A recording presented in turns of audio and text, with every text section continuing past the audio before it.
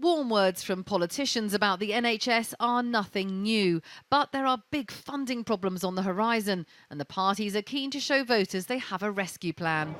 The Liberal Democrats agree with their rivals that the budget should be ring-fenced, and they're promising to spend more.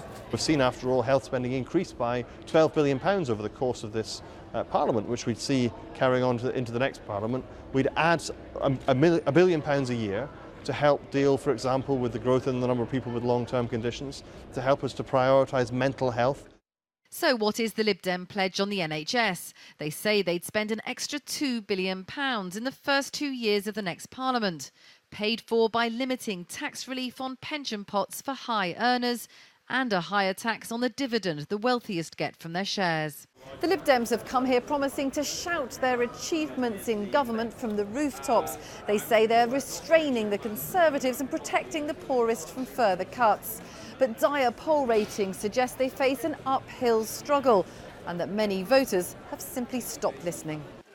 The Lib Dem leader, arriving in Glasgow earlier, has even admitted that some people detest him. And he says he always knew going into coalition would hurt the party's popularity. But do activists here think it's been worth it? We need to get back the real liberal values and what this party actually stands for. And I come to this conference this week with a heavy heart. We are tarnished by a brush that we didn't necessarily want to accept, but had to accept in the interest of the country.